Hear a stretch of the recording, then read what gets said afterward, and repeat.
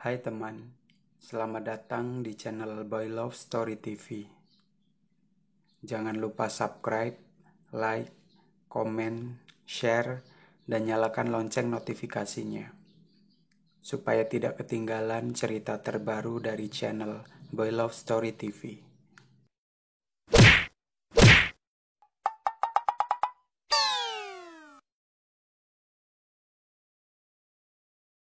Inilah kisah Benny dan Sandi.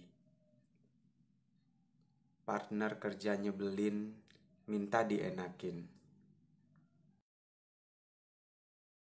Perkenalkan, namaku Benny. Saat ini saya bekerja di salah satu kafe ternama di kotaku. Sebenarnya saya bekerja di kafe ini hanya karena kakak sepupuku.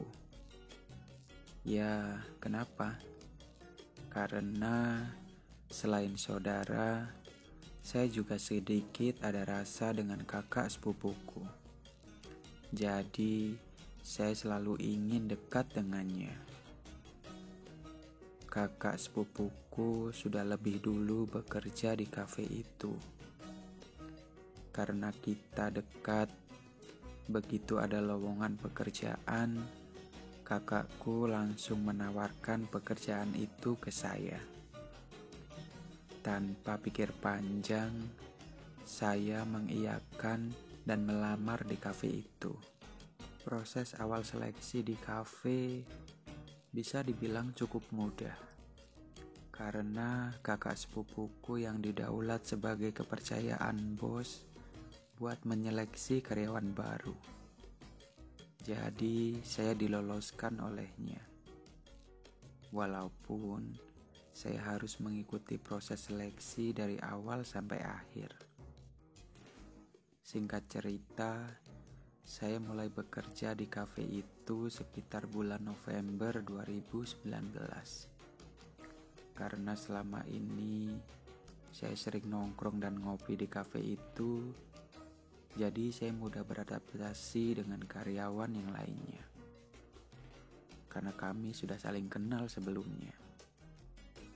Tapi suatu hari kakak sepupuku bilang bahwa awal bulan Desember dia ditugaskan oleh bos ke Jakarta untuk training produk atau menu baru yang akan launching pada bulan Januari.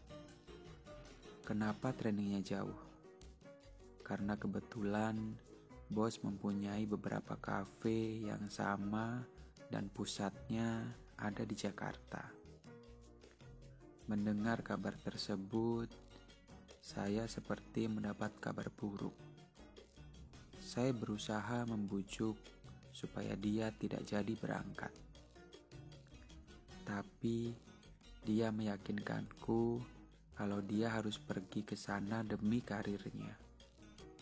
Dan dia juga mengatakan kalau suatu saat saya juga pasti disuruh training jika ada produk baru. Karena itu, saya hanya bisa terdiam dan sedikit marah kepada kakak sepupuku.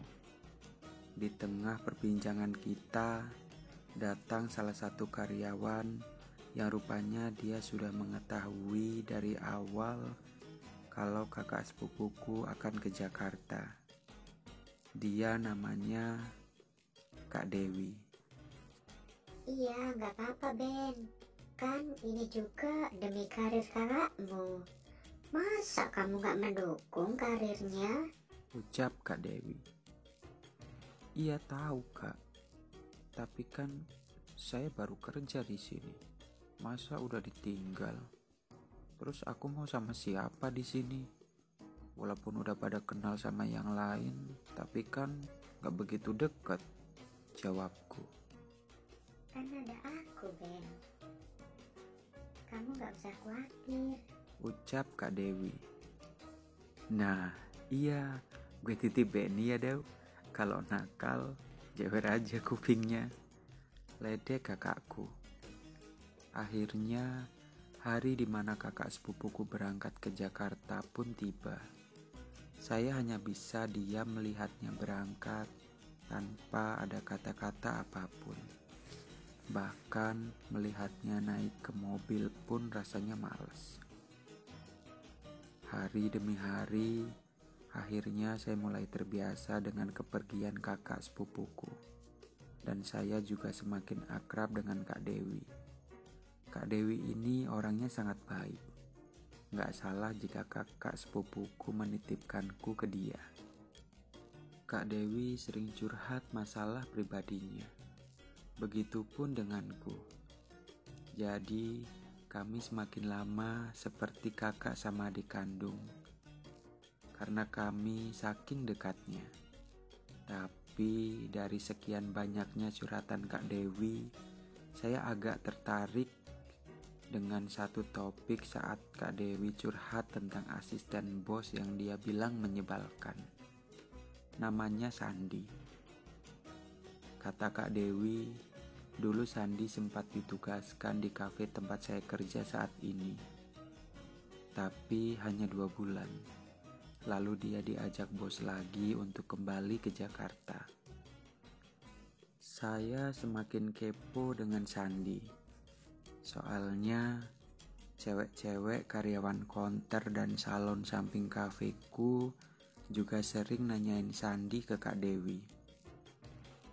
Entah karena pikiranku sedang gak fokus atau sedang mikirin kekepoanku tentang Sandi, tanpa saya sadari ternyata saya melakukan kesalahan saat membuat laporan penjualan. Sontak telepon kafe pun berbunyi. Ternyata itu Sandi yang telepon. Halo, selamat sore, ucapku. Selamat sore, ini dengan siapa? Tanya Sandi. Ini Benny, jawabku. Benny, bisa nggak kamu fokus ketika kerja? Pasti kamu yang buat laporan penjualannya kan? Ucap Sandi. Iya pak, akan saya revisi laporan yang saya buat, jawabku. Makanya kerja yang fokus, awas kalau kamu lakukan kesalahan lagi. Saya nggak nerima revisi dan kamu harus bertanggung jawab. Oh iya, satu lagi, jangan panggil saya pak, ucap Sandi. Lalu semenjak masalah itu, rasa kepoku tentang Sandi hilang. Karena setiap ada kesalahan, pasti selalu saya yang dituduh melakukannya. Sampai saya hampir resign karena selalu disalahkan oleh Sandi. Tapi Kak Dewi selalu memberiku support dan menenangkanku ketika dapat teguran dari Sandi. Lalu suatu hari Kak Dewi mendapatkan telepon dari bos dan bilang kalau Kak Dewi ditugaskan ke kota untuk training menu baru di kafenya yang berada di kota provinsi. Dan Kak Dewi disuruh ngajak salah satu karyawan lain untuk pergi dengannya. Tanpa pikir panjang, Kak Dewi mengajakku untuk pergi training. Singkat cerita, saya dan Kak Dewi sampai di kota provinsi sekitar jam 2 siang. Dan kami langsung menuju hotel yang sudah di-booking bos lewat aplikasi. Saya dan Kak Dewi beristirahat dan membersihkan diri di hotel. Ketika kami lagi beristirahat dan duduk di kafe hotel, tiba-tiba bos menelpon Kak Dewi dan meminta kita untuk datang ke salah satu restoran untuk makan bersama. Sontak kami kaget. Ternyata bos datang dari Jakarta tanpa memberi kabar. Akhirnya kami pun pergi ke restoran itu. Setibanya di sana, alangkah terkejutnya saya ketika melihat sosok pria yang sangat tampan dan cool banget. Tubuhnya tinggi, tegap, dan berisi. Lalu bos meminta saya memperkenalkan diri. karena memang bos belum pernah bertemu denganku sebelumnya. Setelah saya memperkenalkan diri, lalu bos pun memperkenalkan orang yang datang bareng dengannya. Dia memperkenalkan istri dan kedua asistennya kepadaku. Di situ lagi-lagi saya dibuat kaget. Ternyata sosok lelaki tampan yang dari awal saya lihat tadi ternyata itu Sandi. Sedangkan yang satunya Adit. Ternyata mereka juga seumuran denganku. Jadi pantas saja jika Sandi gak mau dipanggil Pak. Ya ampun, pantas saja cewek konter sama cewek salon sebelah kafe nanyain terus. Ternyata si Sandi orangnya cakep banget. Tapi sayang, nyebelin, ucapku dalam hati. Lalu kita makan dan ngobrol-ngobrol membahas agenda training yang akan kita pelajari. Selain itu, bos juga bilang bahwa salah satu asistennya berasal dari kota provinsi yang sama denganku. Setelah kita selesai makan, bos dan istrinya pamit ke hotel untuk istirahat. "Udah kenyang semuanya?" tanya bos. "Udah Pak," jawab kami. "Kalau sudah kenyang dan selesai makan semua, yuk kita balik. Oh iya, Adit sama Sandi kalau mau balik ke rumah gak apa-apa. Kan kebetulan rumah Adi deket sini," ucap bos. "Oh iya, kalau lu mau nginep di rumah gue, ayo," ajak Adit ke Sandi. "Tapi gue masih mau ngobrol-ngobrol dulu sama Dewi, Dit. Ntar lu kelamaan lagi nungguin gue," jawab Sandi. "Oh ya udah kalau gitu sekalian aja kamu nginep bareng Benny. Kebetulan kan saya pesan kamarnya yang buat 2 orang," ucap bos ke Sandi. Lalu kami pun berpisah.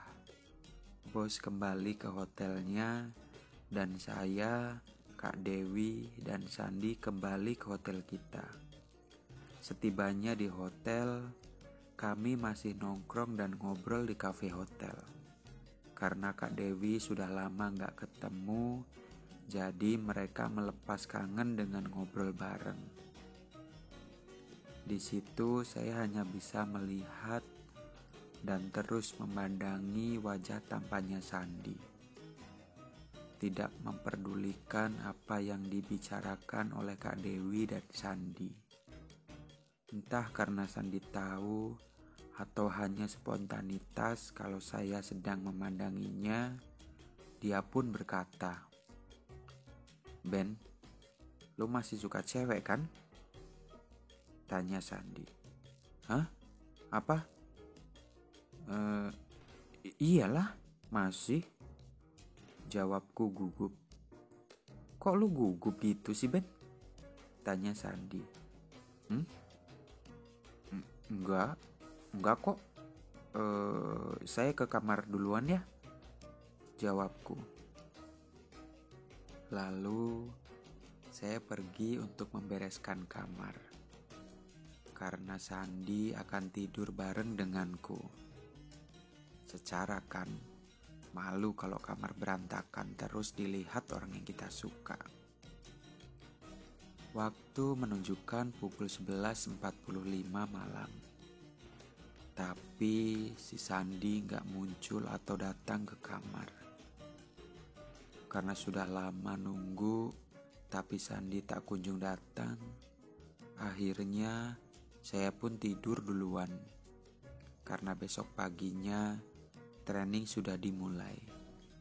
Saya takut jika bangun kesiangan. Bersambung. Lanjutan kisahnya tonton di part 2. Terima kasih sudah menonton cerita dari Belove Story TV. Jangan lupa subscribe, like, komen, share, dan nyalakan lonceng notifikasinya supaya tidak ketinggalan jika ada cerita baru dari Belove Story TV. Sekali lagi terima kasih atas support dan dukungannya.